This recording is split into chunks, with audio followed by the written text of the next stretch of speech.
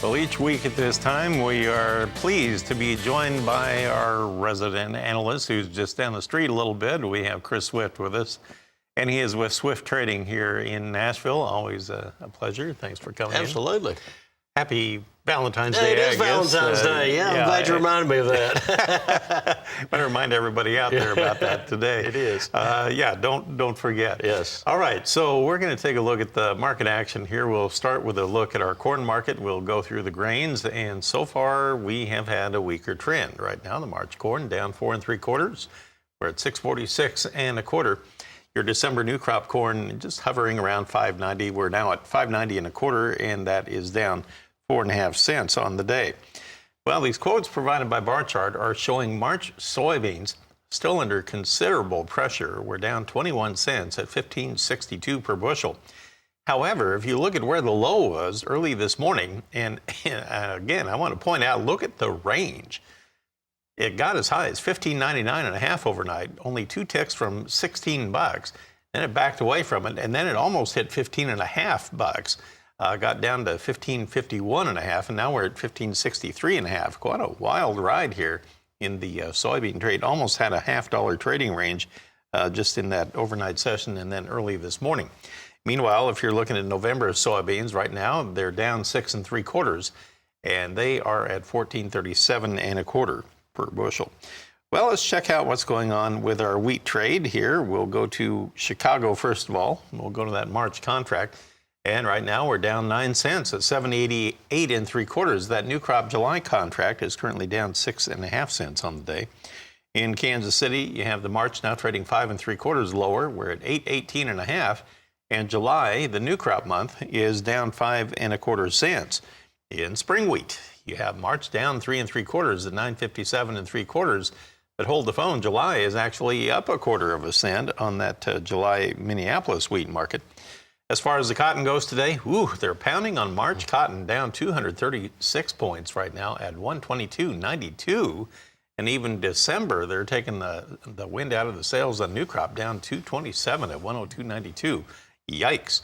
Okay, now, Chris, I want to get your take on what we are looking at here with the markets. First of all, are you hearing of a lot of guys unloading cash grain right now, or are they sitting tight, waiting for better prices? They seem to be sitting tight. I don't know how much better prices they'll get than this, because if you look, all those corn prices were above 6, beans above 15, and last week you made new contract highs in both bean and corn.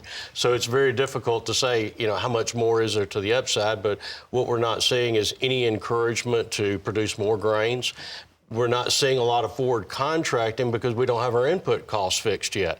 And nothing would be worse, in my opinion, than fixing the price of something and then for the next 3 to 4 months have my input costs continually to shrink my margins. Yeah, I know you have talked, with me off and on over the past few weeks about risk management that folks need to be using this year.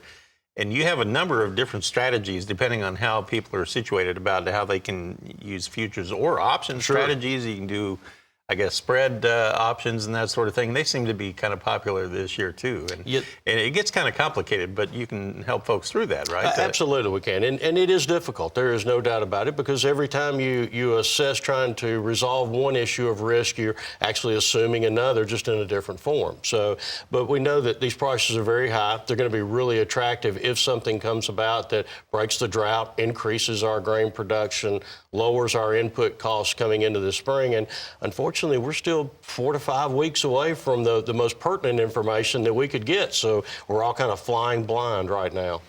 And also, of course, a lot of folks need to lock in those input costs, too. And that's also another side of the coin, too. And Chris can talk with a lot of folks about that. Well, we'll pause right here. We'll come back and we'll take a look at our livestock trade after the open, right after this. We're back with Chris Swift. Now we'll take a look at our livestock trade. And here on a Monday morning, let's see if we are continuing the weakness that we had in that cattle market today. Well, Chris, it looks like we are. We have the April live cattle currently down $0.50. We're at 145.67 right now. That would be off of our early high right at the open there by about $1.20 already. June down 25 cents at 140.87. Now, at one point, apparently we must have been a little bit higher there in the early trade. Now on feeders today, things kind of quiet. We have the March down just a dime. You have April down 32 at 170.37, and about 30 cents, 25 cents from our earlier low of the day. Meanwhile, on the lean hogs, this is the one that just took a nosedive after Wednesday and had a terrible finish to last week. There for a while, it was over 107 on the April last week, and now we're at 101.60. We're down 62 cents yet again. I want to go back to the cattle side here. I've been hearing some talk about this cash cattle trade this week. They're building show lists right now. What do you expect? Do you think the numbers will be big or not?